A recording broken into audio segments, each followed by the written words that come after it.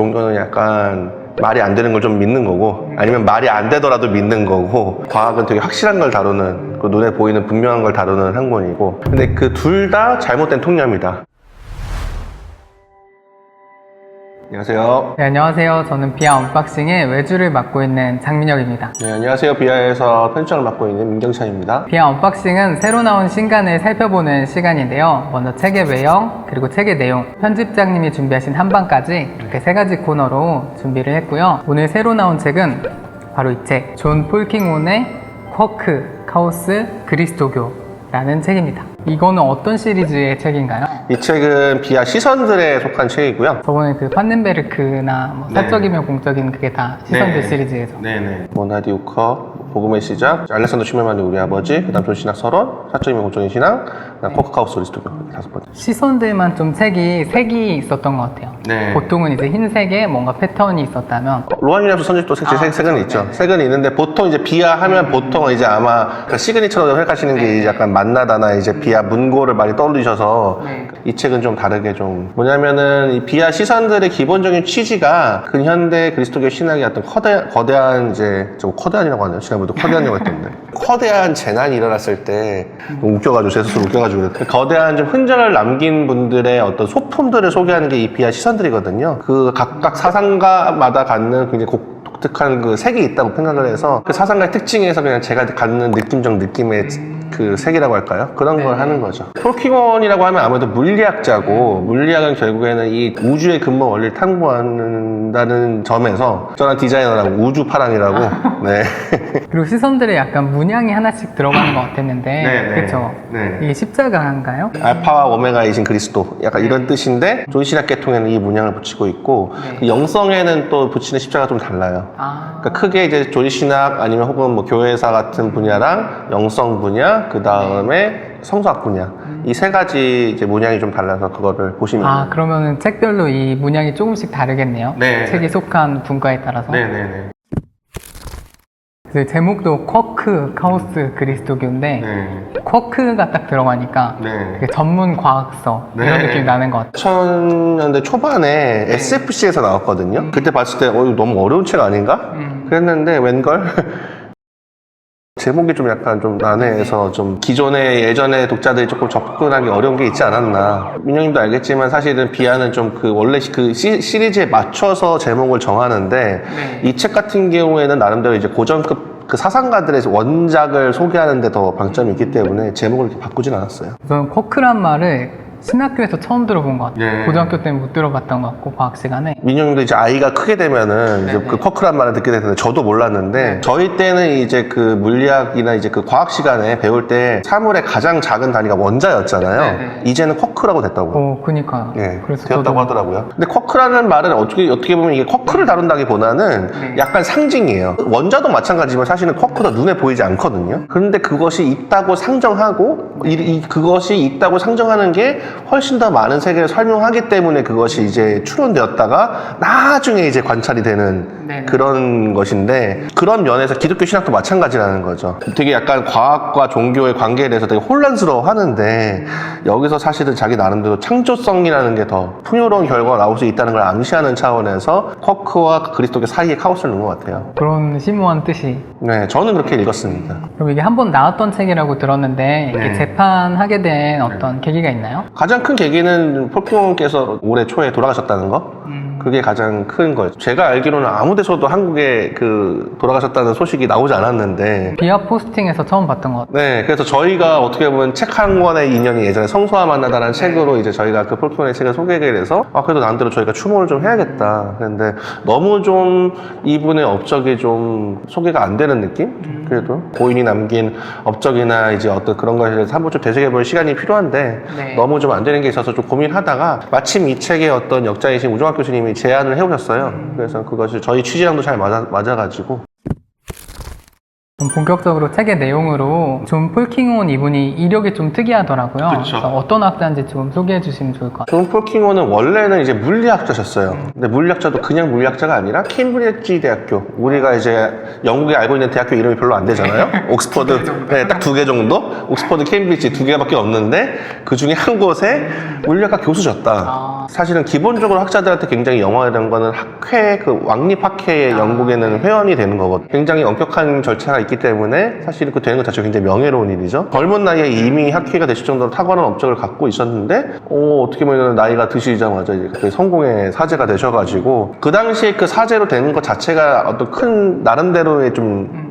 그 화제를 났어요. 굉장히 잘 나가던 캠브리지 대학교 교수가 갑자기 신부가 되기 위해서 또 교수직을 내려놨으니까 사제가 되고 나신 다음에 종교와 과학의 대화라는 어떤 기독교 신학의 어떤 새로운 현대에 들어서 굉장히 중요성이 부각되고 있는 부분에 굉장히 선도적인 작업을 하셨다. 사실상 종교와 과학 하면 약간 폴킹온이라는 생각이 들 정도로 남기신 업적이 크죠. 거대하죠. 근데 그 이유는 두 가지인 것 같아요.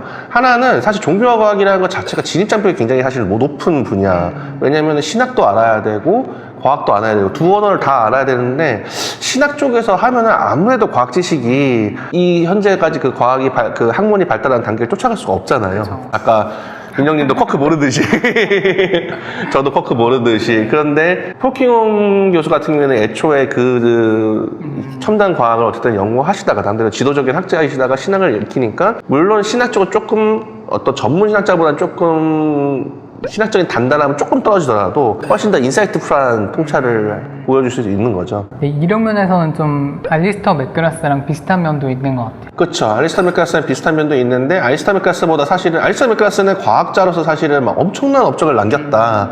본인 자체로 어쨌든 과학자로서 위상이 완전히 섰다라고 하기 좀 애매한 면이 있는, 박사를 받은 다음에 어떤 활동에 있어서 폴킹온만큼 따라가는 사람은 여태껏은 없는 것 같아요. 과학자로서는. 그래서 맥그라스는 어떤 면에서는 동시에 그래도 신학도 어떤 면에서 좀 더 전문적인 신학성을 가질 수 있었던 데 반해서 좀 그런 차이가 있는 것 같습니다. 책의 내용이 어떤 내용인지 소개해 주시면 좋을 것 같아요. 이 책은 그 종교와 과학이 어떤 관계인가?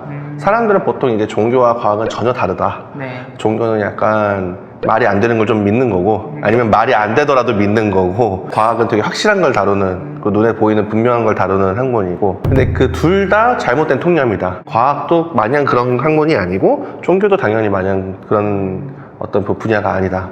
둘 다 그리고 공통점이 굉장히 중요한 거는 진리를 추구한다는 거다. 폴킹온의 말을 그대로 빌리면 진리를 추구하는 가운데 사촌지간이다. 그렇게 얘기를 하거든요. 그러면서 이제 과학의 통찰이 또 종교를 이해하는 데 어떤 도움을 줄 수 있는지, 또 종교적인 통찰이 과학을 보는데 어떻게 도움을 줄 수 있는지. 그럼 뭐 신뢰로 제시하는 게 있나요? 어떤 도움을 주는지? 신뢰로 제시하는 게 부활이라는 걸 했을 때 몸이 다시 산다라고 했을 때 어떤 식으로 이제 이해를 할 수 있는 거냐. 이게 말이 되냐? 말이 가능하다. 과학적으로 설명할 수 있다, 이거는 나중에. 왜냐면은 물이 일테면은 기화가 돼가지고 수증기가 되는 거, 이런 원리로 설명이 가능하다고. 질적인 뭔가 변화 같은 거. 그렇죠. 질적 변화가. 그런데 사실은 물에서 수증기라는 건 굉장히 완전 다른 거잖아요. 둘은. 수증기와 물은 다른 건데 하지만 핵심은 같잖아요. 그리고 우리가 나중에 하게 될 변모가 된다면은 그런 식으로 우리의 연속성과 불연속성이 일어날 거다. 그러니까 좀 물리 세계의 법칙을 깨지 않으면서도 그렇죠. 부활 사건이 진행될 수 있다. 네, 그렇죠. 조금 더 정확하게 폴킹온의 입장을 대변한다면 그 법칙은 아직 우리가 모르는 법칙일 수 있다. 그리고 왜냐하면 과학 법칙이라는 것도 뉴턴의 이를테면 만류인력 법칙이라든지 그런 거는 어디까지나 지구 안에서 통용되는 법칙인데 사실 그게 또 상대성 이론에 깨지고 막 보통 과학적 이론도 사실은 더 많은 것들을 설명해내는 이론으로 발전해 나가잖아요. 그렇듯이 그런 것들이 만약 한다면은 지금 오늘 우리가 보기에는 불합리적으로 보이는 것들도 이해될 수 있다. 근데 이제 아까도 이게 쿼크 이런 식으로 시작하니까 좀 어렵지 않을까 이런 고민이 있을 것 같은데 이게 난이도가 어느 정도인지. 저는 제가 보기에는 독해 때 반응이 가장 좋았던 책 중에 하나예요. 이렇게 이해할 수가 있구나. 어떻게 보면 조금 더 놀라운 거는 과학이 요새 이런 거구나. 과학자가 오히려 설명하는 과학은 굉장히 흥미롭고 요새 최근에 일어나는 과학적 발견도 굉장히 흥미롭다. 그걸 굉장히 쉽게 이해해주고 또 게다가 그것이 우리 지금 기독교 신앙과 어떤 식으로 이해하는 데 도움을 줄 수 있는지를 얘기하니까 굉장히 저는 이 종교와 과학의 어떤 대화라는 분야에 있어서 가장 좀 접근하기 좋은, 또 딱딱하지 않아서. 대중교양서 같은 느낌도 있는 것 같아요. 네, 대중교양서 같은 느낌. 프로킹온이 본인의 어떤 생애와 저술에 대해서 쓰신 글이 있는데, 딴 사람들이 자기 단 한 권만 프로킹온 책 읽으면 뭐 읽어야 되냐고, 이 책 권하겠다고. 이게 종교와 과학에 대한 얘기를 다루고 있는데 진짜 한국교회 내에서는 아직도 저렇게 과학 얘기를 꺼내는 게 부담스러운 정서가 있는 것 같아요. 제가 보기에는 인간에게 적어도 우리가 세 가지 대표적인 덕이 있잖아요. 네네. 진리, 선, 아름다움. 하나님께서 우리를 격려하신다고 믿거든요. 기독교는 그리고 그걸 충분히 격려해 왔고, 이게 좋은 가치라고 얘기하잖아요. 진리, 선, 아름다움. 근데 제가 보기에는 신학도 그걸 추구하지만 사실 과학도 마찬가지라는 거죠. 그러면은 과학이 하는 것에 대해서 중간적으로 발표하는 그것에 대해서 두려워할 게 아니라 오히려 격려하고 어떤 새로운 세계를 펼쳐 보이느냐. 그리고 어떻게 보면은 대화를 하는 게 꼭 무조건 그냥 니네 말이 맞아 그런 게 아니라 일단은 서로의 얘기를 듣고 그 다음에 그러면 그 사람이 어쨌든 조금 놓치고 있는 부분을 보일 수가 있잖아요. 그러니까 어떻게 보면은 프로킹온은 이 안에서 이제 기존 현대 과학의 어떤 한 추세에 대해서 되게 비판하거든요. 저도 약간 그런 생각을 하긴 했는데 과학자들 눈에는 더 잘 보이는 것 같아요. 뭐냐면은 이상하게도 요즘 무신론자들은 이렇게 특히 과학자들 중에서 자기가 무신론이고 무신론을 강하게 평가하는 사람들은 전부 다 생물학자들이다. 도킨스나 이런 사람들. 도킨스도 그렇고 뭐 해리스도 그렇고 뭐 어쨌든 중요한 어떤 자기가 무신론이고 신은 없다고 얘기하는 사람들이 생물학자인데 왜 그럴까? 근데 이제 물리학도 옛날에 그랬다고. 특히나 이제 어떤 학문에 있어서 굉장히 현격한 발견이 일어났을 때 마치 되게 약간 사람들이 환원주의적 성향을 그 눈에 보이는 게 우리가 발견한 게 다고 DNA 지도가 그게 판독이 됐잖아요. 그러니까 결국 인간은 DNA의 집합체에 불과하다. 이런 식으로 결론이 됐으니까 신은 없다. 이런 식으로 황급한 환원주의가 일어나기 쉽다는 거죠. 하지만 그거는 모든 과학이 좀 약간 어떤 혁신적인 발전이 일어났을 때 일어나는 되게 오만한 태도. 근데 그것은 또 나중에 시간이 지나면 그것이 절대 아니라는 걸 알게 되고 더 모르는 신비로운 측면이 있다는 걸 알게 된다. 그런 점에서 종교가 또 과학에 대해서 얘기해 줄 수 있는 거죠. 세 번째로 이제 편집장님이 고르신 이 책의 한방. 그러니까 저 그냥 인상적인 거. 이건 조금 어떻게 보면 종교와 과학이 아닌 그냥 프로킹온 개인적인 얘기인데 과학자도 기도할 수 있는가? 라는 그 질문에 대한 나름의 자기 그 약간 신앙 고백적인 차원? 그 신비를 이제 프로킹온이 어떻게 보존하는가? 어떤 학문의 어떤 경지에 이른 사람은 신비에 굉장히 겸손하다. 은총에 오히려 더 개방적이면서도 자기의 자리에 대해서 굉장히 겸손하게 이야기할 수 있다는 거를 또 두 번째로 감동을 좀 받았거든요. 그와 관련된 부분을 한번 읽어보겠습니다. 기도에 대해 논한다는 것은 늘 개인의 운명이라는 기이하고도 깊은 신비를 인식하고 그 신비와 씨름하는 일이기도 합니다. 하느님의 섭리를 손쉽고 단순하게 설명하기란 불가능합니다. 하느님의 섭리가 이루어지는 방식은 종종 낯설고 당혹스럽습니다. 몇 년 전 제 친구는 불치의 암 진단을 받았습니다. 6개월 시한부 판정을 받았지요. 난데없고 충격적인 소식이었습니다. 친구와 친구의 아내는 그리스도교인이었고 주변에는 현명한 그리스도교인 친구들이 많았습니다. 그들은 부부와 함께 손을 얹고 하느님의 치유를 구하며 매일 기도하도록 독려했습니다. 그들은 매일매일 성실하게 기도했습니다. 그리고 거의 정확히 6개월 뒤 친구는 하늘로 갔습니다. 남편이 죽은 후 그녀는 그간 했던 기도에 하느님이 무엇이라 응답하신 것인지 스스로 물었다고 했습니다. 그 질문에 답할 수 있는 이는 그녀뿐일 것입니다. 그 상황의 바깥에 있는 그 누구도 하느님이 그들의 삶에 행하시는 일이 무엇이 있는지 말해줄 수 없었습니다. 시간이 흐른 후 그녀는 답했습니다. 제 친구, 그러니까 그녀의 남편은 사는 동안 많은 갈등의 중심에 서야 했고 많은 이가 그의 신념에 반대했습니다. 하지만 그를 반대했던 많은 이들도 임박한 죽음 앞에 용감하게 신앙으로 선 그의 모습에 깊은 인상을 받았습니다. 그 일은 그의 주변인들에게 매우 유익한 영향을 미쳤고 많은 관계가 회복되었습니다. 그는 비참한 죽음을 맞을 처지에 있었지만 실제로는 집에서 매우 평온한 죽음을 맞았습니다. 그녀는 이런 방식으로 자신의 기도가 응답받았다고 결론 내렸습니다. 물론 그들 부부가 처음 함께 기도를 시작했을 때 바랐던 대로 응답을 받은 것은 아니었습니다. 분명 그들은 그의 병이 나아 더 오래 함께 살 수 있기를 바랐습니다. 개개인의 운명에는 우리가 이해할 수 없는 신비가 존재합니다. 그 운명을 주님 품 안에서 받아들이는 것이 영적인 삶의 한 부분입니다. 이 운명은 병에서 회복되는 것으로 성취될 수도 다가오는 죽음을 받아들임으로 성취될 수도 있습니다. 이를 예견할 수 있는 사람은 아무도 없으며 이 운명이 직접 관련된 이들만이 자신의 경험을 해석할 수 있습니다. 우리의 기도는 그러한 운명에 열려 있어야 합니다. 과학자지만 그런 어떤 지식의 한계에 대해서 오히려 더 명확하게 인식하는 면이 있는 것 같아요. 종교와 과학이 함께 있으면 오히려 어려워하는 이유는 우리는 처음에는 과학이 되게 어렵다고 생각하잖아요. 네. 저는 조금 생각해보면 사실 우리는 냉정하게 얘기하면 기존에 우리가 갖고 있는 신앙 체계에 대해서도 잘 몰라요. 네. 이 주어진 세계 속에서 어떻게 보면 그 엄청난 기독교 신앙이라는 엄청난 벽화 중에서 극히 일부만을 맛볼 수 있을 뿐인데 조금이라도 더 잘 이해하는 데 도움을 준다면 저는 사실은 무엇이든 할 수 있어야 된다고 생각을 하거든요. 폴 킹원은 그 중에서 굉장히 종교와 과학을 연결지어서 과학과 종교 모두의 이해를 깊게 하는 데 도움을 준 사람이고 그런 거는 충분한 가치가 있고 게다가 비교적 쉽게 써졌으니까 망설이지 말고 좀 어려워하지 마시고 기꺼이 도전하신다면 많은 도움을 받으실 수 있을 거다. 그렇게 얘기하고 싶습니다. 그래서 오늘은 이렇게 비하에서 새로 나온 신간 쿼크, 카오스, 그리스도교, 종교와 과학에 관한 질문들이라는 책을 살펴봤는데요. 그러니까 폴 킹원이 좀 그런 역할인 것 같아요. 그러니까 이 두 사람을 다 잘 알고 있을 때 둘을 소개해주는 그런 사람 있잖아요. 그래서 이제 자기가 과학도 해보고 신학도 해봤더니 둘이 잘 지낼 수 있을 것 같은데 그래서 이렇게 소개해주는 네, 그런 역할을 해주는 사람이었던 것 같고 그런 폴 킹원의 학문적 업적이 가장 대중적으로 표현된 책이 이 책이 아닐까. 그래서 이 책으로 이렇게 과학과 신학, 과학과 종교에 대해서 한번 공부해 보시면 많은 도움이 되실 것 같습니다. 감사합니다. 감사합니다. 고생하셨습니다.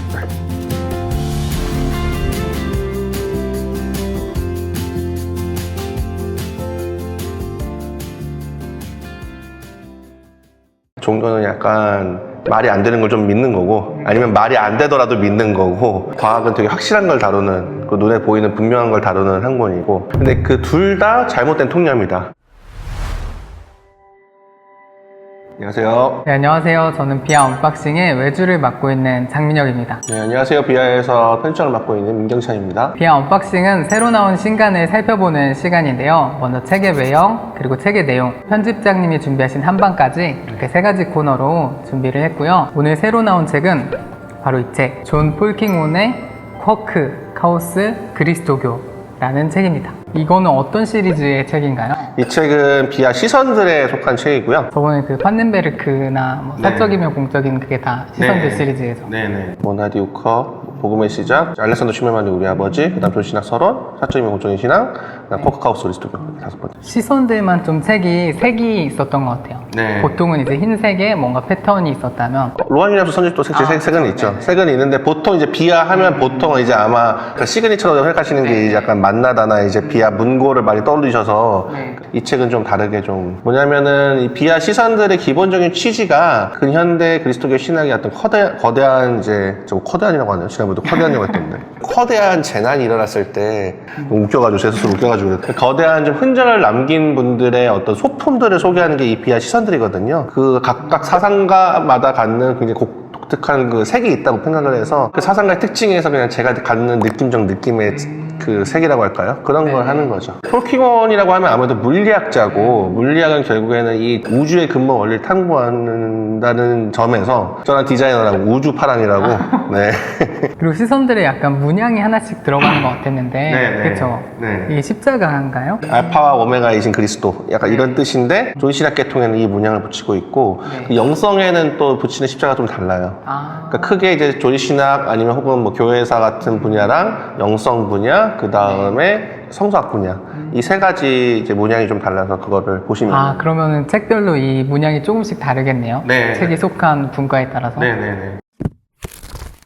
그 제목도 쿼크, 카오스, 그리스도교인데 쿼크가 딱 들어가니까 되게 전문 과학서 이런 느낌이 나는 것 같아요. 2000년대 초반에 SFC에서 나왔거든요. 그때 봤을 때 이거 너무 어려운 책 아닌가? 그랬는데 웬걸? 제목이 좀 약간 좀 난해해서 좀 기존의 예전의 독자들이 조금 접근하기 어려운 게 있지 않았나. 민영님도 알겠지만 사실은 비하는 좀 그 원래 그 시리즈에 맞춰서 제목을 정하는데 이 책 같은 경우에는 나름대로 이제 고전급 그 사상가들의 원작을 소개하는 데 더 방점이 있기 때문에 제목을 이렇게 바꾸진 않았어요. 저는 쿼크란 말을 신학교에서 처음 들어본 것 같아요. 네. 고등학교 때는 못 들어봤던 것 같고 과학 시간에. 민영님도 이제 아이가 크게 되면은 이제 네네. 그 쿼크란 말을 듣게 되는데 저도 몰랐는데 저희 때는 이제 그 물리학이나 이제 그 과학 시간에 배울 때 사물의 가장 작은 단위가 원자였잖아요. 네네. 이제는 쿼크라고 됐다고요. 그니까요. 예, 그래서 되었다고 저도 하더라고요. 근데 쿼크라는 말은 어떻게 보면 이게 쿼크를 다룬다기보다는 네. 약간 상징이에요. 원자도 마찬가지지만 사실은 쿼크도 눈에 보이지 않거든요. 그런데 그것이 있다고 상정하고 그것이 있다고 상정하는 게 훨씬 더 많은 세계를 설명하기 때문에 그것이 이제 추론되었다가 나중에 이제 관찰이 되는 네네. 그런 것인데 그런 면에서 기독교 신학도 마찬가지라는 거죠. 되게 약간 과학과 종교의 관계에 대해서 되게 혼란스러워 하는데 여기서 사실은 자기 나름대로 창조성이라는 게 더 풍요로운 결과가 나올 수 있다는 걸 암시하는 차원에서 쿼크와 그리스도교 사이에 카오스를 넣은 것 같아요. 그런 심오한 뜻이. 네, 저는 그렇게 읽었습니다. 그럼 이게 한 번 나왔던 책이라고 들었는데 이게 네. 재판하게 된 어떤 계기가 있나요? 가장 큰 계기는 폴킹원께서 올해 초에 돌아가셨다는 거? 그게 가장 큰 거예요. 제가 알기로는 아무 데서도 한국에 그 돌아가셨다는 소식이 나오지 않았는데 비아 포스팅에서 처음 봤던 것 같아요. 네, 그래서 저희가 어떻게 보면 책 한 권의 인연이 예전에 성소와 만나다라는 책으로 이제 저희가 그 폴킹원의 책을 소개하게 돼서 그래도 나름대로 저희가 추모를 좀 해야겠다. 그런데 너무 좀 이분의 업적이 좀 소개가 안 되는 느낌? 그래도 고인이 남긴 업적이나 이제 어떤 그런 것에 대해서 한번 좀 되새겨볼 시간이 필요한데 네. 너무 좀 안 되는 게 있어서 좀 고민하다가 마침 이 책에 어떤 역자이신 우종학 교수님이 제안을 해오셨어요. 그래서 그것이 저희 취지랑도 잘 맞아가지고 좀 본격적으로 책의 내용으로 존 폴킹온 이분이 이력이 좀 특이하더라고요. 그쵸. 그래서 어떤 학자인지 좀 소개해 주시면 좋을 것 같아요. 존 폴킹원은 원래는 이제 물리학자셨어요. 근데 물리학자도 그냥 물리학자가 아니라 케임브리지 대학교. 우리가 이제 영국에 알고 있는 대학교 이름이 별로 안 되잖아요. 옥스퍼드. 네, 딱 2개 정도? 옥스퍼드, 케임브리지 2개밖에 없는데 그 중에 한 곳에 물리학과 교수셨다. 사실은 기본적으로 학자들한테 굉장히 영화되는 거는 학회, 그 왕립학회의 영국에는 회원이 되는 거거든요. 굉장히 엄격한 절차가 있기 때문에 사실 그 되는 것 자체가 굉장히 명예로운 일이죠. 젊은 나이에 이미 학회가 되실 정도로 탁월한 업적을 갖고 있었는데 어떻게 보면 나이가 드시자마자 이제 갑자기 성공의 사제가 되셔가지고 그 당시에 그 사제로 되는 것 자체가 어떤 큰 나름대로의 좀 그 화제를 났어요. 굉장히 잘 나가던 캠브리지 대학교 교수가 갑자기 신부가 되기 위해서 또 교수직을 내려놨으니까 사제가 되고 나신 다음에 종교와 과학의 대화라는 어떤 기독교 신학의 어떤 새로운 현대에 들어서 굉장히 중요성이 부각되고 있는 부분에 굉장히 선도적인 작업을 하셨다. 사실상 종교와 과학 하면 약간 폴킹원이라는 생각이 들 정도로 남기신 업적이 크죠. 거대하죠.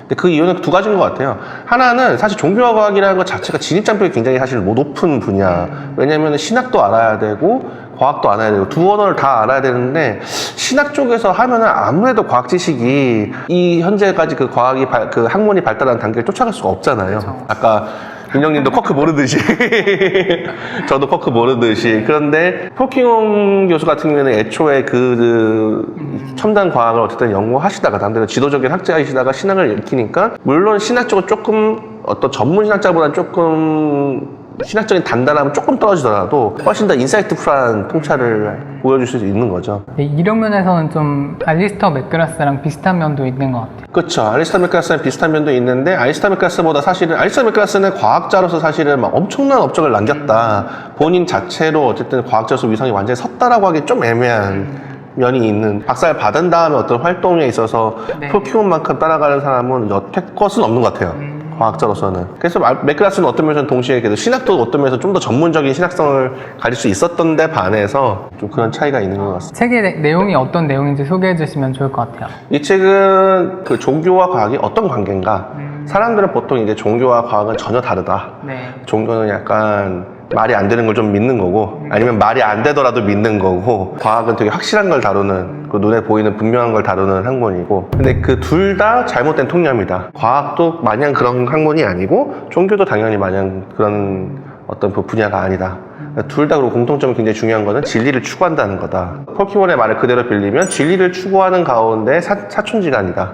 그렇게 얘기를 하거든요. 그러면서 이제 과학의 통찰이 또 종교를 이해하는데 어떤 도움을 줄 수 있는지 또 종교적인 통찰이 과학을 보는데 어떻게 도움을 줄 수 있는지 그럼 뭐 신뢰로 제시하는 게 있나요? 어떤 도움을 주는지?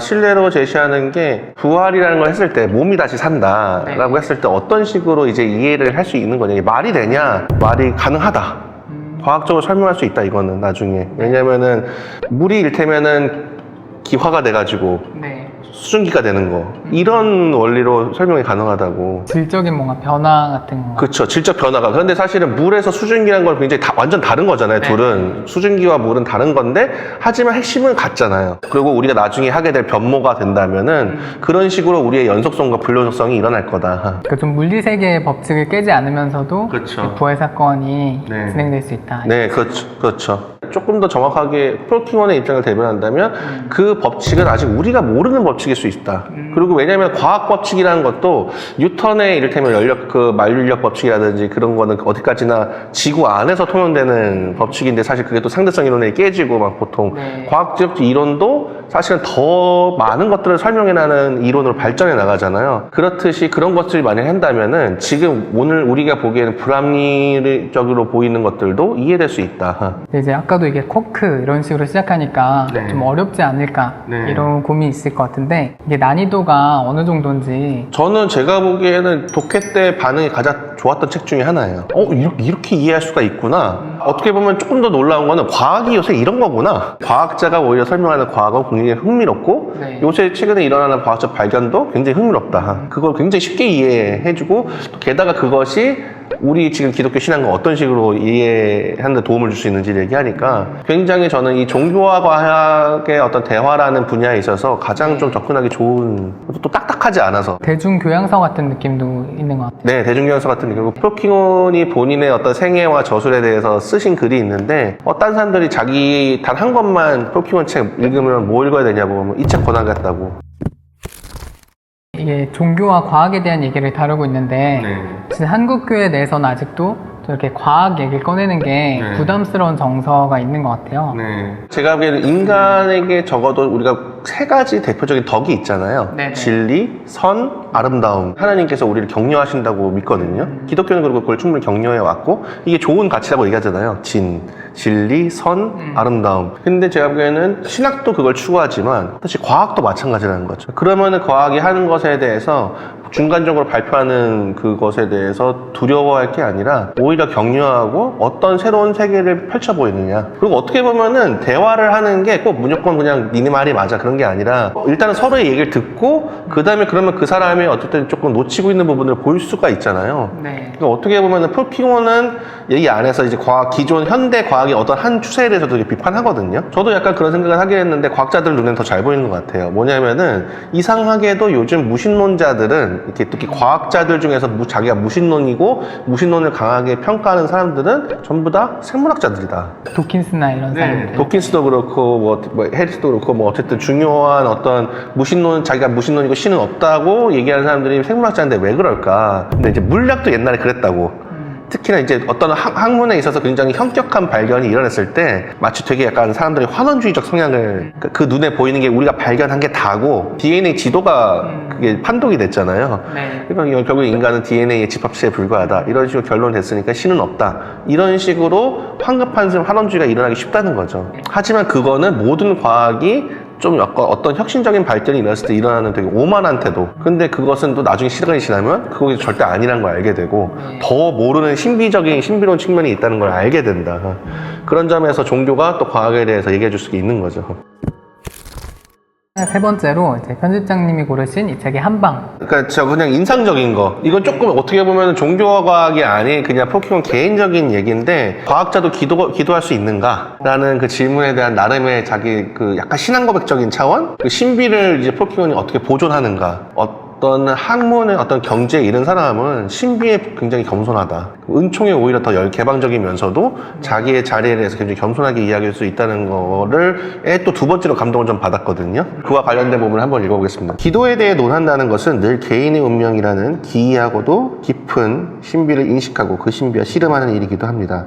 하느님의 섭리를 손쉽고 단순하게 설명하기란 불가능합니다. 하느님의 섭리가 이루어지는 방식은 종종 낯설고 당혹스럽습니다. 몇 년 전 제 친구는 불치의 암 진단을 받았습니다. 6개월 시한부 판정을 받았지요. 난데없고 충격적인 소식이었습니다. 친구와 친구의 아내는 그리스도교인이었고 주변에는 현명한 그리스도교인 친구들이 많았습니다. 그들은 부부와 함께 손을 얹고 하느님의 치유를 구하며 매일 기도하도록 독려했습니다. 그들은 매일매일 성실하게 기도했습니다. 그리고 거의 정확히 6개월 뒤 친구는 하늘로 갔습니다. 남편이 죽은 후 그녀는 그간 했던 기도에 하느님이 무엇이라 응답하신 것인지 스스로 물었다고 했습니다.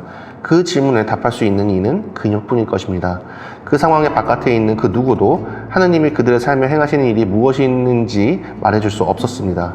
시간이 흐른 후 그녀는 답했습니다. 제 친구, 그러니까 그녀의 남편은 사는 동안 많은 갈등의 중심에 서야 했고 많은 이가 그의 신념에 반대했습니다. 하지만 그를 반대했던 많은 이들도 임박한 죽음 앞에 용감하게 신앙으로 선 그의 모습에 깊은 인상을 받았습니다. 그 일은 그의 주변인들에게 매우 유익한 영향을 미쳤고 많은 관계가 회복되었습니다. 그는 비참한 죽음을 맞을 처지에 있었지만 실제로는 집에서 매우 평온한 죽음을 맞았습니다. 그녀는 이런 방식으로 자신의 기도가 응답받았다고 결론 내렸습니다. 물론 그들 부부가 처음 함께 기도를 시작했을 때 바랐던 대로 응답을 받은 것은 아니었습니다. 분명 그들은 그의 병이 나아 더 오래 함께 살 수 있기를 바랐습니다. 개개인의 운명에는 우리가 이해할 수 없는 신비가 존재합니다. 그 운명을 주님 품 안에서 받아들이는 것이 영적인 삶의 한 부분입니다. 이 운명은 병에서 회복되는 것으로 성취될 수도 다가오는 죽음을 받아들임으로 성취될 수도 있습니다. 이를 예견할 수 있는 사람은 아무도 없으며 이 운명이 직접 관련된 이들만이 자신의 경험을 해석할 수 있습니다. 우리의 기도는 그러한 운명에 열려 있어야 합니다. 과학자지만 그런 어떤 지식의 한계에 대해서 오히려 더 명확하게 인식하는 면이 있는 것 같아요. 종교와 과학이 함께 있으면 오히려 어려워하는 이유는 우리는 처음에는 과학이 되게 어렵다고 생각하잖아요. 네. 저는 조금 생각해보면 사실 우리는 냉정하게 얘기하면 기존에 우리가 갖고 있는 신앙 체계에 대해서도 잘 몰라요. 네. 이 주어진 세계 속에서 어떻게 보면 그 엄청난 기독교 신앙이라는 엄청난 벽화 중에서 극히 일부만을 맛볼 수 있을 뿐인데 조금이라도 더 잘 이해하는 데 도움을 준다면 저는 사실은 무엇이든 할 수 있어야 된다고 생각을 하거든요. 폴 킹어는 그 중에서 굉장히 종교와 과학을 연결지어서 과학과 종교 모두의 이해를 깊게 하는 데 도움을 준 사람이고 그런 거는 충분한 가치가 있고 게다가 비교적 쉽게 써졌으니까 망설이지 말고 좀 어려워하지 마시고 기꺼이 도전하신다면 많은 도움을 받으실 수 있을 거다 그렇게 얘기하고 싶습니다. 그래서 오늘은 이렇게 비하에서 새로 나온 신간 쿼크, 카오스, 그리스도교 종교와 과학에 관한 질문들이라는 책을 살펴봤는데요. 그러니까 폴 킹온이 좀 그런 역할인 것 같아요. 그러니까 이 두 사람을 다 잘 알고 있을 때 둘을 소개해주는 그런 사람 있잖아요. 그래서 이제 자기가 과학도 해보고 신학도 해봤더니 둘이 잘 지낼 수 있을 것 같은데 그래서 이렇게 소개해주는 그런 역할을 해주는 사람이었던 것 같고 그런 폴 킹온의 학문적 업적이 가장 대중적으로 표현된 책이 이 책이 아닐까. 그래서 이 책으로 이렇게 과학과 신학, 과학과 종교에 대해서 한번 공부해 보시면 많은 도움이 되실 것 같습니다. 감사합니다. 감사합니다. 고생하셨습니다.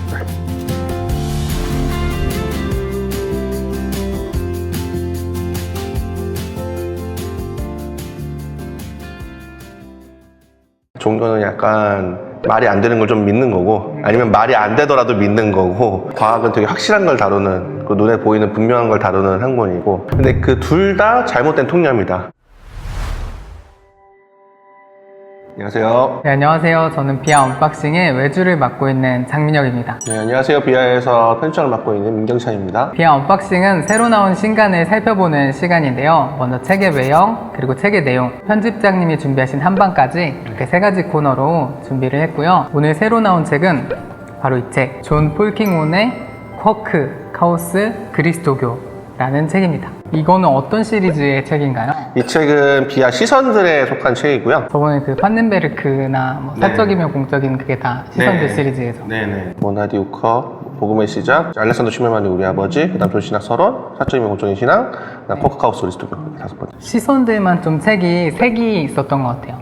보통은 이제 흰색에 뭔가 패턴이 있었다면 로한이라서 선집도 색은 있죠. 색은 있는데 보통 이제 비하 하면 보통 이제 아마 그 시그니처로 생각하시는 게 이제 약간 만나다나 이제 비하 문고를 많이 떠올리셔서 이 책은 좀 다르게 좀 뭐냐면은 이 비하 시선들의 기본적인 취지가 근현대 그리스도교 신학의 어떤 거대한 이제 거대한이라고 하네요. 지난번에도 거대한이라고 했던데 거대한 재난이 일어났을 때 웃겨가지고 제 스스로 웃겨가지고 거대한 좀 흔적을 남긴 분들의 어떤 소품들을 소개하는 게 이 비하 시선들이거든요. 그 각각 사상가마다 갖는 굉장히 독특한 그 색이 있다고 생각을 해서 그 사상가의 특징에서 그냥 제가 갖는 느낌적 느낌의 그 색이라고 할까요? 그런 걸 네. 하는 거죠. 폴킹원이라고 하면 아무래도 물리학자고 물리학은 결국에는 이 우주의 근본 원리를 탐구한다는 점에서 저는 디자이너라고 우주파랑이라고 네. 그리고 시선들에 약간 문양이 하나씩 들어가는 것 같았는데 네, 네. 그렇죠? 네. 이게 십자가인가요? 알파와 오메가이신 그리스도 약간 이런 뜻인데 조이신학 계통에는 이 문양을 붙이고 있고 네. 그 영성에는 또 붙이는 십자가 좀 달라요. 아, 그러니까 크게 이제 조이신학 아니면 혹은 뭐 교회사 같은 분야랑 영성 분야 그 다음에 성서학 분야 이 세 가지 이제 문양이 좀 달라서 그거를 보시면 아 그러면은 책별로 이 문양이 조금씩 다르겠네요. 네. 책이 속한 분과에 따라서. 네네네. 그 제목도 쿼크 카오스 그리스도교인데 네. 쿼크가 딱 들어가니까 네. 되게 전문 과학서 네. 이런 느낌이 나는 것 같아요. 2000년대 초반에 SFC에서 나왔거든요. 그때 봤을 때 이거 너무 어려운 책 아닌가? 그랬는데 웬걸? 제목이 좀 약간 좀 난해해서 좀 기존의 예전의 독자들이 조금 접근하기 어려운 게 있지 않았나. 민영님도 알겠지만 사실은 비아는 좀 그 원래 그 시리즈에 맞춰서 제목을 정하는데 네. 이 책 같은 경우에는 나름대로 이제 고전급 그 사상가들의 원작을 소개하는 데 더 방점이 있기 때문에 제목을 이렇게 바꾸진 않았어요. 저는 쿼크란 말을 신학교에서 처음 들어본 것 같아요. 네. 고등학교 때는 못 들어봤던 것 같고 과학 시간에. 민영님도 이제 아이가 크게 되면은 이제 네네. 그 쿼크란 말을 듣게 되는데 저도 몰랐는데 저희 때는 이제 그 물리학이나 이제 그 과학 시간에 배울 때 사물의 가장 작은 단위가 원자였잖아요. 네네. 이제는 쿼크라고 됐다고요. 그니까요. 예, 그래서 되었다고 저도 하더라고요. 근데 쿼크라는 말은 어떻게 보면 이게 쿼크를 다룬다기보다는 네. 약간 상징이에요. 원자도 마찬가지지만 사실은 쿼크가 눈에 보이지 않거든요. 그런데 그것이 있다고 상정하고 그것이 있다고 상정하는 게 훨씬 더 많은 세계를 설명하기 때문에 그것이 이제 추론되었다가 나중에 이제 관찰이 되는 네네. 그런 것인데 그런 면에서 기독교 신학도 마찬가지라는 거죠. 되게 약간 과학과 종교의 관계에 대해서 되게 혼란스러워 하는데 여기서 사실은 자기 나름대로 창조성이라는 게 더 풍요로운 결과가 나올 수 있다는 걸 암시하는 차원에서 쿼크와 그리스도교 사이에 카오스를 넣은 것 같아요. 그런 심오한 뜻이. 네, 저는 그렇게 읽었습니다. 그럼 이게 한 번 나왔던 책이라고 들었는데 이렇게 네. 재판하게 된 어떤 계기가 있나요? 가장 큰 계기는 폴킹원께서 올해 초에 돌아가셨다는 거? 그게 가장 큰 거예요. 제가 알기로는 아무 데서도 한국에 그 돌아가셨다는 소식이 나오지 않았는데 비아 포스팅에서 처음 봤던 것 같아요. 네, 그래서 저희가 어떻게 보면 책 한 권의 인연이 예전에 성소와 만나다라는 책으로 이제 저희가 그 폴킹원의 책을 소개하게 돼서 그래도 나름대로 저희가 추모를 좀 해야겠다. 그런데 너무 좀 이분의 업적이 좀 소개가 안 되는 느낌? 그래도 고인이 남긴 업적이나 이제 어떤 그런 것에 대해서 한번 좀 되새겨볼 시간이 필요한데 네. 너무 좀 안 되는 게 있어서 좀 고민하다가 마침 이 책의 어떤 역자이신 우종학 교수님이 제안을 해오셨어요. 그래서 그것이 저희 취지랑도 잘 맞아가지고 좀 본격적으로 책의 내용으로 존 폴킹온 이분이 이력이 좀 특이하더라고요. 그쵸. 그래서 어떤 학자인지 좀 소개해 주시면 좋을 것 같아요. 존 폴킹원은 원래는 이제 물리학자셨어요. 근데 물리학자도 그냥 물리학자가 아니라 케임브리지 대학교. 우리가 이제 영국에 알고 있는 대학교 이름이 별로 안 되잖아요. 옥스퍼드. 네, 딱 2개 정도? 옥스퍼드, 케임브리지 2개밖에 없는데 그 중에 한 곳에 물리학과 교수셨다. 사실은 기본적으로 학자들한테 굉장히 영화라는 거는 학회, 그 왕립학회의 영국에는 회원이 되는 거거든요. 굉장히 엄격한 절차가 있기 때문에 사실은 그 되는 것 자체가 굉장히 명예로운 일이죠. 젊은 나이에 이미 학회가 되실 정도로 탁월한 업적을 갖고 있었는데 어떻게 보면 나이가 드시자마자 이제 갑자기 성공의 사제가 되셔가지고 그 당시에 그 사제로 되는 것 자체가 어떤 큰 나름대로의 좀 그 화제를 났어요. 굉장히 잘 나가던 케임브리지 대학교 교수가 갑자기 신부가 되기 위해서 또 교수직을 내려놨으니까 사제가 되고 나신 다음에 종교와 과학의 대화라는 어떤 기독교 신학의 어떤 새로운 현대에 들어서 굉장히 중요성이 부각되고 있는 부분에 굉장히 선도적인 작업을 하셨다. 사실상 종교와 과학 하면 약간 폴킹원이라는 생각이 들 정도로 남기신 업적이 크죠. 거대하죠. 근데 그 이유는 두 가지인 것 같아요. 하나는 사실 종교와 과학이라는 것 자체가 진입장벽이 굉장히 사실 높은 분야. 왜냐하면 신학도 알아야 되고 과학도 알아야 되고 두 언어를 다 알아야 되는데 신학 쪽에서 하면은 아무래도 과학 지식이 이 현재까지 그 과학이 그 학문이 발달한 단계를 쫓아갈 수가 없잖아요. 그렇죠. 아까 민영님도 쿼크 모르듯이 저도 쿼크 모르듯이 그런데 폴킹원 교수 같은 경우에는 애초에 그 첨단 과학을 어쨌든 연구하시다가 남대로 지도적인 학자이시다가 신학을 읽히니까 물론 신학 쪽은 조금 어떤 전문 신학자보다는 조금 신학적인 단단함은 조금 떨어지더라도 훨씬 더 인사이트풀한 통찰을 보여줄 수 있는 거죠. 네, 이력 면에서는 좀 알리스터 맥그라스랑 비슷한 면도 있는 것 같아요. 그렇죠. 알리스터 맥그라스랑 비슷한 면도 있는데 알리스터 맥그라스보다 사실은 알리스터 맥그라스는 과학자로서 사실은 막 엄청난 업적을 남겼다. 본인 자체로 어쨌든 과학자로서 위상이 완전히 섰다라고 하기 좀 애매한 면이 있는, 박사를 받은 다음에 어떤 활동에 있어서 네. 프로키몬만큼 따라가는 사람은 여태껏은 없는 것 같아요. 과학자로서는. 그래서 맥클라스는 어떤 면에서는 동시에 그래도 신학도 어떤 면에서 좀 더 전문적인 신학성을 가질 수 있었던 데 반해서 좀 그런 차이가 있는 것 같습니다. 책의 내용이 어떤 내용인지 소개해 주시면 좋을 것 같아요. 이 책은 그 종교와 과학이 어떤 관계인가? 사람들은 보통 이제 종교와 과학은 전혀 다르다. 네. 종교는 약간 말이 안 되는 걸 좀 믿는 거고, 아니면 말이 안 되더라도 믿는 거고, 과학은 되게 확실한 걸 다루는, 그 눈에 보이는 분명한 걸 다루는 학문이고, 근데 그 둘 다 잘못된 통념이다. 과학도 마냥 그런 학문이 아니고, 종교도 당연히 마냥 그런 어떤 분야가 아니다. 둘 다 그리고 공통점이 굉장히 중요한 거는 진리를 추구한다는 거다. 폴키몬의 말을 그대로 빌리면 진리를 추구하는 가운데 사촌지간이다. 그렇게 얘기를 하거든요. 그러면서 이제 과학의 통찰이 또 종교를 이해하는 데 어떤 도움을 줄 수 있는지, 또 종교적인 통찰이 과학을 보는데 어떻게 도움을 줄 수 있는지. 그럼 뭐 신뢰로 제시하는 게 있나요? 어떤 도움을 주는지? 신뢰로 제시하는 게 부활이라는 걸 했을 때 몸이 다시 산다라고 네. 했을 때 어떤 식으로 이제 이해를 할 수 있는 거냐. 이게 말이 되냐? 말이 가능하다. 과학적으로 설명할 수 있다, 이거는 나중에. 왜냐면은 물이 이를테면은 기화가 돼가지고 네. 수증기가 되는 거, 이런 원리로 설명이 가능하다고. 질적인 뭔가 변화 같은 거. 그렇죠. 질적 변화가. 그런데 사실은 물에서 수증기라는 건 굉장히 완전 다른 거잖아요. 네. 둘은. 수증기와 물은 다른 건데, 하지만 핵심은 같잖아요. 그리고 우리가 나중에 하게 될 변모가 된다면은 그런 식으로 우리의 연속성과 불연속성이 일어날 거다. 그러니까 좀 물리세계의 법칙을 깨지 않으면서도 그렇죠. 이 부활 사건이 네. 진행될 수 있다. 네, 그렇죠. 그렇죠. 조금 더 정확하게 폴킹원의 입장을 대변한다면 그 법칙은 아직 우리가 모르는 법칙일 수 있다. 그리고 왜냐하면 과학 법칙이라는 것도 뉴턴의 이를테면 만류인력 법칙이라든지 그런 거는 어디까지나 지구 안에서 통용되는 법칙인데, 사실 그게 또 상대성 이론에 깨지고 막 보통 네. 과학적 이론도 사실은 더 많은 것들을 설명해나는 이론으로 발전해 나가잖아요. 그렇듯이 그런 것들이 만약 한다면은 지금 오늘 우리가 보기에는 불합리적으로 보이는 것들도 이해될 수 있다. 근데 이제 아까도 이게 쿼크 이런 식으로 시작하니까 네. 좀 어렵지 않을까 네. 이런 고민이 있을 것 같은데, 이게 난이도가 어느 정도인지. 저는 제가 보기에는 독해 때 반응이 가장 좋았던 책 중에 하나예요. 이렇게 이해할 수가 있구나. 어떻게 보면 조금 더 놀라운 거는 과학이 요새 이런 거구나. 과학자가 오히려 설명하는 과학은 굉장히 흥미롭고, 네. 요새 최근에 일어나는 과학적 발견도 굉장히 흥미롭다. 그걸 굉장히 쉽게 이해해주고, 또 게다가 그것이 우리 지금 기독교 신앙과 어떤 식으로 이해하는 데 도움을 줄 수 있는지를 얘기하니까 굉장히 저는 이 종교와 과학의 어떤 대화라는 분야에 있어서 가장 좀 접근하기 좋은, 또 딱딱하지 않아서. 대중 교양서 같은 느낌도 있는 것 같아요. 네, 대중교양서 같은 느낌. 폴킹원이 본인의 어떤 생애와 저술에 대해서 쓰신 글이 있는데, 딴 사람들이 자기 단 한 권만 폴킹원 책 읽으면 뭐 읽어야 되냐고 하면 이 책 권하겠다고. 이게 종교와 과학에 대한 얘기를 다루고 있는데 네. 사실 한국 교회 내에서는 아직도 저렇게 과학 얘기를 꺼내는 게 네. 부담스러운 정서가 있는 것 같아요. 네. 제가 보기에는 인간에게 적어도 우리가 세 가지 대표적인 덕이 있잖아요. 네네. 진리, 선, 아름다움. 하나님께서 우리를 격려하신다고 믿거든요. 기독교는 그리고 그걸 충분히 격려해 왔고, 이게 좋은 가치라고 얘기하잖아요.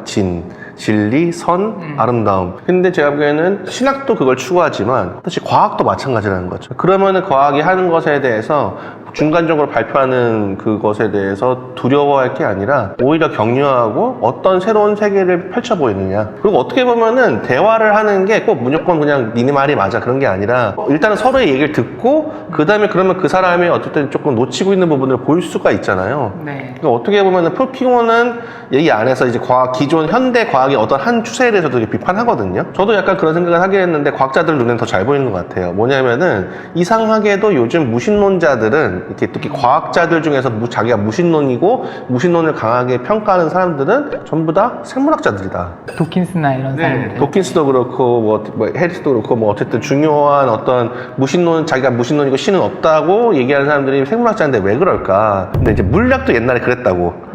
특히나 이제 어떤 학문에 있어서 굉장히 현격한 발견이 일어났을 때 마치 되게 약간 사람들이 환원주의적 성향을, 그 눈에 보이는 게 우리가 발견한 게 다고 DNA 지도가 그게 판독이 됐잖아요. 네. 그러니까 결국 인간은 DNA의 집합체에 불과하다. 이런 식으로 결론이 됐으니까 신은 없다. 이런 식으로 황급한 환원주의가 일어나기 쉽다는 거죠. 하지만 그거는 모든 과학이 좀 약간 어떤 혁신적인 발전이 일어났을 때 일어나는 되게 오만한 태도. 근데 그것은 또 나중에 시간이 지나면 그것이 절대 아니란 걸 알게 되고 더 모르는 신비로운 측면이 있다는 걸 알게 된다. 그런 점에서 종교가 또 과학에 대해서 얘기해 줄 수 있는 거죠. 세 번째로 이제 편집장님이 고르신 이 책의 한방. 그러니까 저 그냥 인상적인 거. 이건 조금 어떻게 보면 종교와 과학이 아닌 그냥 포켓몬 개인적인 얘기인데 과학자도 기도할 수 있는가라는 그 질문에 대한 나름의 자기 그 약간 신앙 고백적인 차원, 그 신비를 이제 포켓몬이 어떻게 보존하는가. 어떤 학문의 어떤 경제에 이른 사람은 신비에 굉장히 겸손하다. 은총에 오히려 더 개방적이면서도 자기의 자리에 대해서 굉장히 겸손하게 이야기할 수 있다는 거를 또 두 번째로 감동을 좀 받았거든요. 그와 관련된 부분을 한번 읽어보겠습니다. 기도에 대해 논한다는 것은 늘 개인의 운명이라는 기이하고도 깊은 신비를 인식하고 그 신비와 씨름하는 일이기도 합니다. 하느님의 섭리를 손쉽고 단순하게 설명하기란 불가능합니다. 하느님의 섭리가 이루어지는 방식은 종종 낯설고 당혹스럽습니다. 몇 년 전 제 친구는 불치의 암 진단을 받았습니다. 6개월 시한부 판정을 받았지요. 난데없고 충격적인 소식이었습니다. 친구와 친구의 아내는 그리스도교인이었고 주변에는 현명한 그리스도교인 친구들이 많았습니다. 그들은 부부와 함께 손을 얹고 하느님의 치유를 구하며 매일 기도하도록 독려했습니다. 그들은 매일매일 성실하게 기도했습니다. 그리고 거의 정확히 6개월 뒤 친구는 하늘로 갔습니다. 남편이 죽은 후 그녀는 그간 했던 기도에 하느님이 무엇이라 응답하신 것인지 스스로 물었다고 했습니다. 그 질문에 답할 수 있는 이는 그녀뿐일 것입니다. 그 상황의 바깥에 있는 그 누구도 하느님이 그들의 삶에 행하시는 일이 무엇이 있는지 말해줄 수 없었습니다. 시간이 흐른 후 그녀는 답했습니다. 제 친구, 그러니까 그녀의 남편은 사는 동안 많은 갈등의 중심에 서야 했고 많은 이가 그의 신념에 반대했습니다. 하지만 그를 반대했던 많은 이들도 임박한 죽음 앞에 용감하게 신앙으로 선 그의 모습에 깊은 인상을 받았습니다. 그 일은 그의 주변인들에게 매우 유익한 영향을 미쳤고 많은 관계가 회복되었습니다. 그는 비참한 죽음을 맞을 처지에 있었지만 실제로는 집에서 매우 평온한 죽음을 맞았습니다. 그녀는 이런 방식으로 자신의 기도가 응답받았다고 결론 내렸습니다. 물론 그들 부부가 처음 함께 기도를 시작했을 때 바랐던 대로 응답을 받은 것은 아니었습니다. 분명 그들은 그의 병이 나아 더 오래 함께 살 수 있기를 바랐습니다.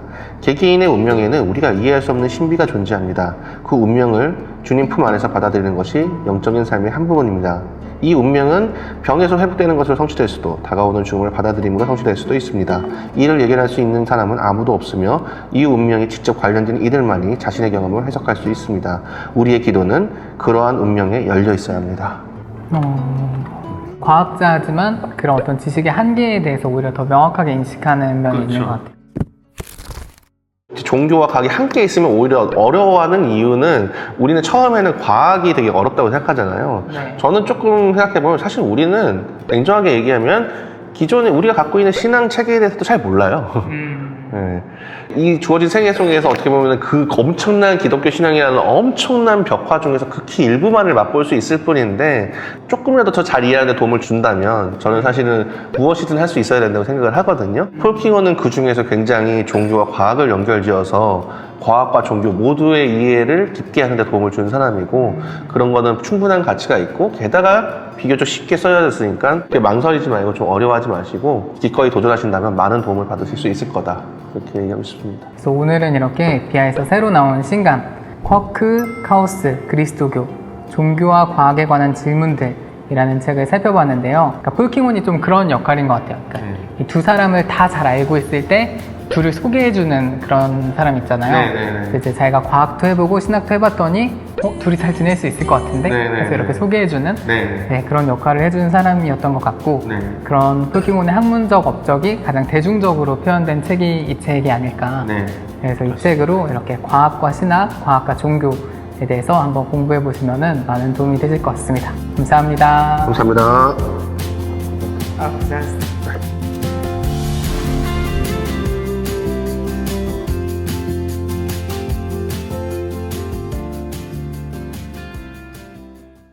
종교는 약간 말이 안 되는 걸 좀 믿는 거고 아니면 말이 안 되더라도 믿는 거고 과학은 되게 확실한 걸 다루는 그 눈에 보이는 분명한 걸 다루는 학문이고 근데 그 둘 다 잘못된 통념이다.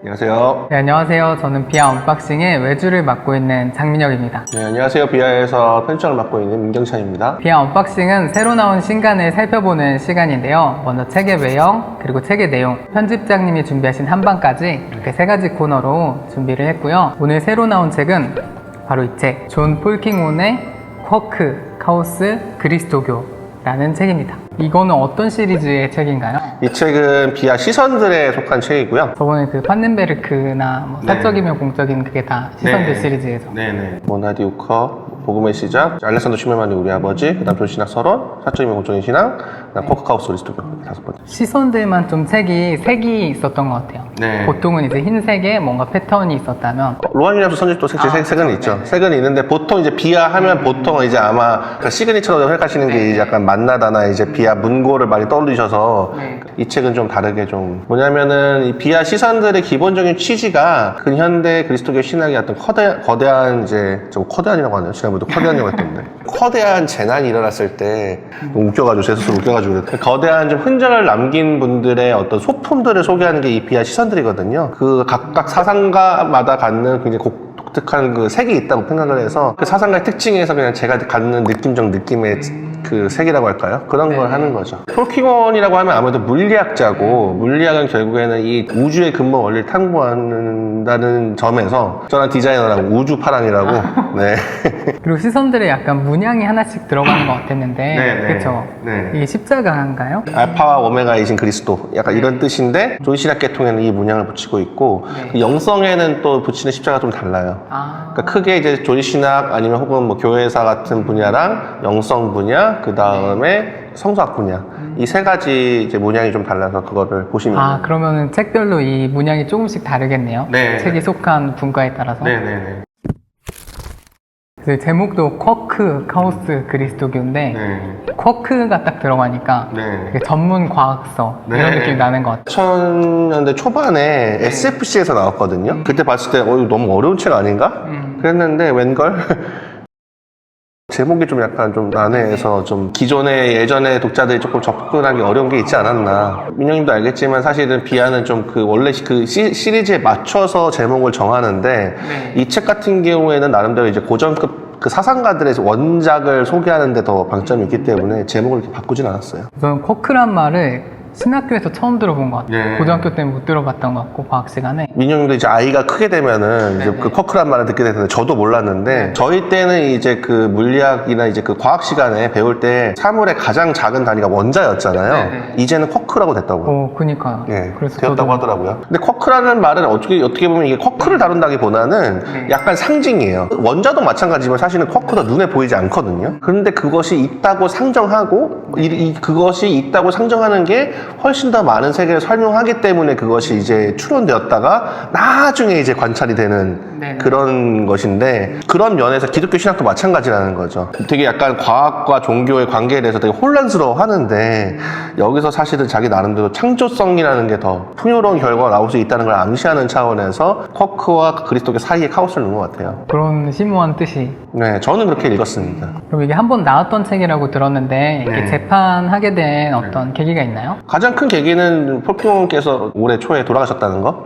그게 가장 큰 거예요. 제가 알기로는 아무 데서도 한국에 그 돌아가셨다는 소식이 나오지 않았는데 비하 포스팅에서 처음 봤던 것 같아요. 네, 그래서 저희가 어떻게 보면 책 한 권의 인연이 예전에 성소와 만나다라는 책으로 이제 저희가 그 폴킹원의 책을 소개하게 돼서 그래도 나름대로 저희가 추모를 좀 해야겠다. 그런데 너무 좀 이분의 업적이 좀 소개가 안 되는 느낌? 그래도 고인이 남긴 업적이나 이제 어떤 그런 것에 대해서 한번 좀 되새겨볼 시간이 필요한데 네. 너무 좀 안 되는 게 있어서 좀 고민하다가 마침 이 책에 어떤 역자이신 우종학 교수님이 제안을 해오셨어요. 그래서 그것이 저희 취지랑도 잘 맞아가지고 좀 본격적으로 책의 내용으로 존 폴킹온 이분이 이력이 좀 특이하더라고요. 그쵸. 그래서 어떤 학자인지 좀 소개해 주시면 좋을 것 같아요. 존 폴킹원은 원래는 이제 물리학자셨어요. 근데 물리학자도 그냥 물리학자가 아니라 케임브리지 대학교. 우리가 이제 영국에 알고 있는 대학교 이름이 별로 안 되잖아요. 옥스퍼드. 네, 딱 2개 정도? 옥스퍼드, 케임브리지 2개밖에 없는데 그 중에 한 곳에 물리학과 교수셨다. 사실은 기본적으로 학자들한테 굉장히 영화라는 거는 학회, 그 왕립학회의 영국에는 회원이 되는 거거든요. 굉장히 엄격한 절차가 있기 때문에 사실 그 되는 것 자체가 굉장히 명예로운 일이죠. 젊은 나이에 이미 학회가 되실 정도로 탁월한 업적을 갖고 있었는데 어떻게 보면 나이가 드시자마자 이제 갑자기 성공의 사제가 되셔가지고 그 당시에 그 사제로 되는 것 자체가 어떤 큰 나름대로의 좀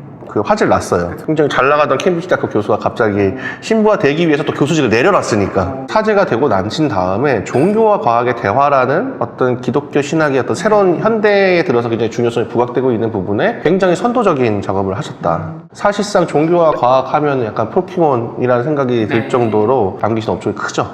거대하죠. 근데 그 이유는 두 가지인 것 같아요. 하나는 사실 종교와 과학이라는 것 자체가 진입장벽이 굉장히 사실 높은 분야. 왜냐면 신학도 알아야 되고 과학도 알아야 되고 두 언어를 다 알아야 되는데 신학 쪽에서 하면은 아무래도 과학 지식이 이 현재까지 그 과학이 그 학문이 발달한 단계를 쫓아갈 수가 없잖아요. 그쵸. 아까 윤영님도 쿼크 모르듯이 저도 쿼크 모르듯이. 그런데 폴킹홈 교수 같은 경우에는 애초에 그 첨단 과학을 어쨌든 연구하시다가 남들은 지도적인 학자이시다가 신학을 익히니까 물론 신학 쪽은 조금 어떤 전문 신학자보다는 조금 신학적인 단단함은 조금 떨어지더라도 훨씬 더 인사이트풀한 통찰을 보여줄 수 있는 거죠. 네, 이런 면에서는 좀 알리스터 맥그라스랑 비슷한 면도 있는 것 같아요. 그렇죠. 알리스터 맥그라스랑 비슷한 면도 있는데 알리스터 맥그라스보다 사실은 알리스터 맥그라스는 과학자로서 사실은 막 엄청난 업적을 남겼다. 본인 자체로 어쨌든 과학자로서 위상이 완전히 섰다라고 하기 좀 애매한 면이 있는, 박사를 받은 다음에 어떤 활동에 있어서 폴킹홈만큼 따라가는 사람은 여태껏은 없는 것 같아요. 과학자로서는. 그래서 맥그라스는 어떤 면에서는 동시에 그래도 신학도 어떤 면에서 좀 더 전문적인 신학성을 가질 수 있었던 데 반해서 좀 그런 차이가 있는 것 같습니다. 책의 내용이 어떤 내용인지 소개해 주시면 좋을 것 같아요. 이 책은 그 종교와 과학이 어떤 관계인가? 사람들은 보통 이제 종교와 과학은 전혀 다르다. 네. 종교는 약간 말이 안 되는 걸 좀 믿는 거고, 아니면 말이 안 되더라도 믿는 거고, 과학은 되게 확실한 걸 다루는, 그 눈에 보이는 분명한 걸 다루는 학문이고, 근데 그 둘 다 잘못된 통념이다. 과학도 마냥 그런 학문이 아니고, 종교도 당연히 마냥 그런 어떤 분야가 아니다. 둘 다 그리고 공통점이 굉장히 중요한 거는 진리를 추구한다는 거다. 폴킹홀의 말을 그대로 빌리면 진리를 추구하는 가운데 사촌지간이다. 그렇게 얘기를 하거든요. 그러면서 이제 과학의 통찰이 또 종교를 이해하는 데 어떤 도움을 줄 수 있는지, 또 종교적인 통찰이 과학을 보는데 어떻게 도움을 줄 수 있는지. 그럼 뭐 신뢰로 제시하는 게 있나요? 어떤 도움을 주는지? 신뢰로 제시하는 게 부활이라는 걸 했을 때 몸이 다시 산다라고 했을 때 어떤 식으로 이제 이해를 할 수 있는 거냐. 이게 말이 되냐? 말이 가능하다. 과학적으로 설명할 수 있다, 이거는 나중에. 왜냐면은 물이 일테면은 기화가 돼가지고 수증기가 되는 거, 이런 원리로 설명이 가능하다고. 질적인 뭔가 변화 같은 거. 그렇죠. 질적 변화가. 그런데 사실은 물에서 수증기라는 건 굉장히 완전 다른 거잖아요. 둘은. 수증기와 물은 다른 건데 하지만 핵심은 같잖아요. 그리고 우리가 나중에 하게 될 변모가 된다면은 그런 식으로 우리의 연속성과 불연속성이 일어날 거다. 그러니까 좀 물리세계의 법칙을 깨지 않으면서도 그렇죠. 부활 사건이 진행될 수 있다. 네, 그렇죠. 그렇죠. 조금 더 정확하게 폴킹원의 입장을 대변한다면 그 법칙은 아직 우리가 모르는 법칙일 수 있다. 그리고 왜냐하면 과학 법칙이라는 것도 뉴턴의 이를테면 그 만류인력 법칙이라든지 그런 거는 어디까지나 지구 안에서 통용되는 법칙인데 사실 그게 또 상대성 이론에 깨지고 막 보통 과학적 이론도 사실은 더 많은 것들을 설명해내는 이론으로 발전해 나가잖아요. 그렇듯이 그런 것들이 만약 한다면은 지금 오늘 우리가 보기에는 불합리적으로 보이는 것들도 이해될 수 있다. 이제 아까도 이게 쿼크 이런 식으로 시작하니까 좀 어렵지 않을까 이런 고민이 있을 것 같은데 이게 난이도가 어느 정도인지. 저는 제가 보기에는 독해 때 반응이 가장 좋았던 책 중에 하나예요. 이렇게 이해할 수가 있구나. 어떻게 보면 조금 더 놀라운 거는 과학이 요새 이런 거구나. 과학자가 오히려 설명하는 과학은 굉장히 흥미롭고 요새 최근에 일어나는 과학적 발견도 굉장히 흥미롭다. 그걸 굉장히 쉽게 이해해주고 게다가 그것이 우리 지금 기독교 신앙과 어떤 식으로 이해하는 데 도움을 줄 수 있는지를 얘기하니까 굉장히 저는 이 종교와 과학의 어떤 대화라는 분야에 있어서 가장 좀 접근하기 좋은, 또 딱딱하지 않아서. 대중교양서 같은 느낌도 있는 것 같아요. 네, 대중교양서 같은 느낌. 폴킹온이 본인의 어떤 생애와 저술에 대해서 쓰신 글이 있는데 딴 사람들이 자기 단 한 권만 폴킹온 책 읽으면 뭐 읽어야 되냐고 이 책 권하겠다고. 이게 종교와 과학에 대한 얘기를 다루고 있는데 진짜 한국 교회 내에서는 아직도 이렇게 과학 얘기를 꺼내는 게 부담스러운 정서가 있는 것 같아요. 제가 보기에는 인간에게 적어도 우리가 세 가지 대표적인 덕이 있잖아요. 진리, 선, 아름다움. 하나님께서 우리를 격려하신다고 믿거든요. 기독교는 그리고 그걸 충분히 격려해 왔고 이게 좋은 가치라고 얘기하잖아요. 진리, 선, 아름다움. 근데 제가 보기에는 신학도 그걸 추구하지만 사실 과학도 마찬가지라는 거죠. 그러면은 과학이 하는 것에 대해서 중간적으로 발표하는 그것에 대해서 두려워할 게 아니라 오히려 격려하고 어떤 새로운 세계를 펼쳐 보이느냐. 그리고 어떻게 보면은 대화를 하는 게 꼭 무조건 그냥 니네 말이 맞아 그런 게 아니라 일단은 서로의 얘기를 듣고 그 다음에 그러면 그 사람이 어쨌든 조금 놓치고 있는 부분을 볼 수가 있잖아요. 네. 그러니까 어떻게 보면은 폴킹호는 이 안에서 이제 기존 현대 과학의 어떤 한 추세에 대해서도 되게 비판하거든요. 저도 약간 그런 생각을 하긴 했는데 과학자들 눈에는 더 잘 보이는 것 같아요. 뭐냐면은 이상하게도 요즘 무신론자들은 이렇게 특히 과학자들 중에서 자기가 무신론이고 무신론을 강하게 평가하는 사람들은 전부 다 생물학자들이다. 도킨스나 이런 사람들. 도킨스도 그렇고 뭐 해리스도 그렇고 뭐 어쨌든 중요한 어떤 자기가 무신론이고 신은 없다고 얘기하는 사람들이 생물학자인데 왜 그럴까? 근데 이제 물리학도 옛날에 그랬다고. 특히나 이제 어떤 학문에 있어서 굉장히 현격한 발견이 일어났을 때 마치 되게 약간 사람들이 환원주의적 성향을 그 눈에 보이는 게 우리가 발견한 게 다고 DNA 지도가 그게 판독이 됐잖아요. 네. 그러니까 결국 인간은 DNA의 집합체에 불과하다. 이런 식으로 결론됐으니까 신은 없다. 이런 식으로 황급한 환원주의가 일어나기 쉽다는 거죠. 하지만 그거는 모든 과학이 좀 약간 어떤 혁신적인 발전이 일어났을 때 일어나는 되게 오만한 태도. 근데 그것은 또 나중에 시간이 지나면 그것이 절대 아니란 걸 알게 되고 더 모르는 신비로운 측면이 있다는 걸 알게 된다. 그런 점에서 종교가 또 과학에 대해서 얘기해 줄 수 있는 거죠. 세 번째로 이제 편집장님이 고르신 이 책의 한방. 그러니까 저 그냥 인상적인 거. 이건 조금 어떻게 보면 종교와 과학이 아닌 그냥 폴킹은 개인적인 얘기인데 과학자도 기도할 수 있는가? 라는 그 질문에 대한 나름의 자기 그 약간 신앙고백적인 차원? 그 신비를 이제 폴킹이 어떻게 보존하는가? 어떤 학문의 어떤 경제에 이른 사람은 신비에 굉장히 겸손하다. 은총에 오히려 더 개방적이면서도 자기의 자리에 대해서 굉장히 겸손하게 이야기할 수 있다는 거를 또 두 번째로 감동을 좀 받았거든요. 그와 관련된 부분을 한번 읽어보겠습니다. 기도에 대해 논한다는 것은 늘 개인의 운명이라는 기이하고도 깊은 신비를 인식하고 그 신비와 씨름하는 일이기도 합니다. 하느님의 섭리를 손쉽고 단순하게 설명하기란 불가능합니다. 하느님의 섭리가 이루어지는 방식은 종종 낯설고 당혹스럽습니다. 몇 년 전 제 친구는 불치의 암 진단을 받았습니다.